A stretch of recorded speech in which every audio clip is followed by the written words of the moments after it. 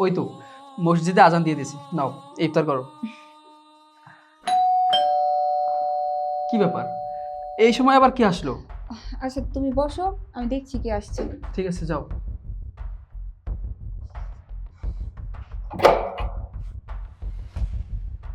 দিদি নমস্কার।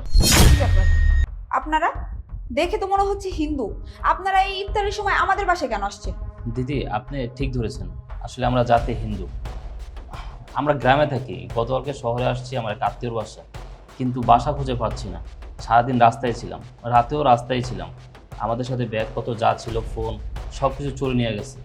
কোনো উপায় না পেয়ে আপনাদের বাসা আসছি। আসলে আমরা অনেক ক্ষুধার্ত, যদি কিছু খাবার দিতেন তাহলে উপকৃত হতাম। দেখুন, আমি আপনার কথা বুঝতে পারছি। আমরা মুসলিম, সারাদিন অনেক কষ্ট করে রোজা রাখছি। এখন ইফতারের সময় হয়ে গেছে, আমরা ইফতার করব। আমি আপনাদের কোনো খাবার দিতে পারবো না, আপনারা এখন আসতে পারেন। দেখেন বৌদি, আমরা অনেক বিপদে পড়ে আসছি, আমাদের খুব ক্ষুধা লাগছে, যদি কিছু খাইতে দিতেন। দেখুন, আপনারা যদি আমাদের ধর্মের হইতেন তাহলে আপনাদের খাওয়াতে আমার কোনো অসুবিধা ছিল না, কিন্তু আপনারা একটা ভিন্ন ধর্মের। এমনিতেই সারাদিন রোজা রাখছি, অনেক কষ্ট করছি। এখন ইফতার করবো, গেটটা খুইলেই আপনাদের মুখ দেখতে হলো। আপনারা আসতে পারেন, আমরা কোনো খাবার খাওয়াতে পারবো না।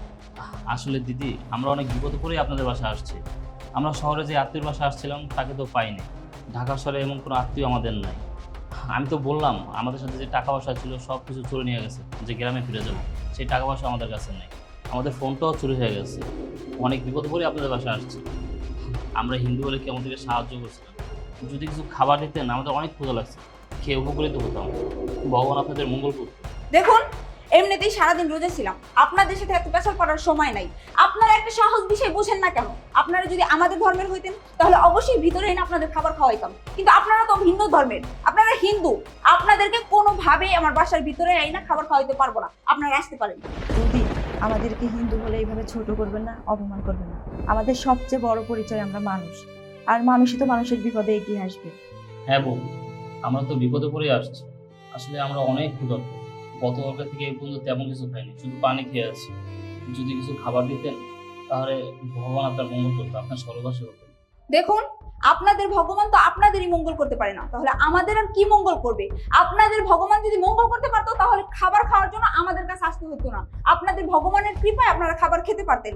সারাদিন রোজা রাখছি, অনেক ক্লান্ত। দয়া করে আমাকে মাফ করুন, কোনো খাবার খাওয়াতে পারবো না, আপনারা এখান থেকে চলে যান। না না দিদি, এইভাবে বলবেন না। আসলে ভগবান বলেন, ঈশ্বর বলেন, আল্লাহ বলেন, ওনারা নারাজ হবে। আসলে আমাদের খাবারের ব্যবস্থা ওনারাই করে থাকেন, তবে কারো না কারো মাধ্যমে। আমাদের খাবারের ব্যবস্থা বা আহারের ব্যবস্থা হয়তো আমাদের ভগবান, আপনাদের আল্লাহ, ওনারা আপনাদের মাধ্যমে রেখেছেন। কি ব্যাপার, ও সেই কখন গেল, এখন পর্যন্ত আসতেছে না। ইফতারের টাইম পার হয়ে যাইতেছে, নামাজের টাইম শেষ হয়ে যাইতেছে। কি যে করি, কি করতেছে ও? না, আমি গিয়ে দেখি।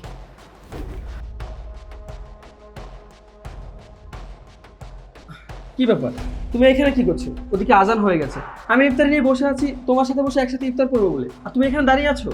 দেখো না জিসান, কোথা থেকে ইফতারের সময় জঞ্জাল হিন্দু এসে বাসার সামনে হাজির হয়েছে। বলে কিনা আমরা ক্ষুধার্ত, খাবার খাওয়াতে হবে। আমি যে এতবার করে ওনাদেরকে বলতেছি আমরা সারাদিন রোজা রাখছি, কোনো খাবার খাওয়াতে পারবো না, ওনারা তো আমার কোনো কথাই শুনতেছে না। কি ব্যাপার ভাই, আপনারা এই সময় আমাদের বাসায়? নমস্কার দাদা, আসলে আমরা অনেক বড় বিপদে পড়ে আপনাদের বাসা আসছি। গতকালকে শহরে এক আত্মীয় বাসা আসছিলাম, কিন্তু বাসাটা খুঁজে পাচ্ছি না। সারাদিন রাস্তায় ছিলাম, রাতেও রাস্তায় ছিলাম। আমাদের টাকা পয়সা, মোবাইল সব কিছু চলে নিয়ে গেছে। কিছুই নাই। এখন গ্রামে যে চলে যাব, আমাদের কাছে কোনো টাকা নেই, কার সাথে যোগাযোগ করবো, ফোনটাও নাই। আসলে আমরা অনেক ক্ষুধার্ত, যদি কিছু খাবার খাওয়াতেন। কি বলছেন ভাইয়া, আপনারা বিপদে পড়ে আসছেন আর আপনার ক্ষুধার্ত? বাইরে দাঁড়িয়ে আছেন কেন? আসুন আসুন, ভিতরে আসুন। এই দাঁড়ান জিসান, তুমি এসব কি করছো? ওনারা হিন্দু, হিন্দুদেরকে তুমি বাসার ভিতরে ঢুকাচ্ছ? তুমি এইভাবে বলতেছো কেন?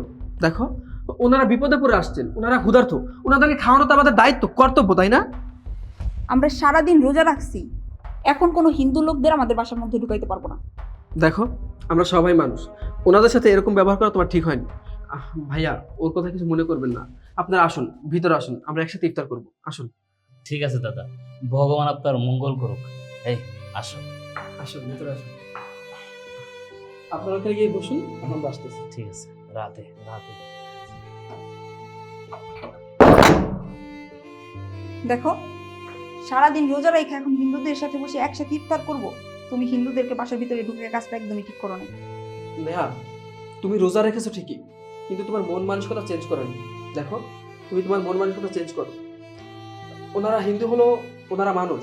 আর তাছাড়া ওনারা বিপদে পড়ে আমাদের বাসায় আসছে। ওনারা ক্ষুধার্ত, ক্ষুধার্ত মানুষকে খাওয়ানো আমাদের দায়িত্ব, আমাদের সব। রোজা রেখে যদি নেক কাজই করতে না পারি, তাহলে রোজা রেখে লাভ কি বলো?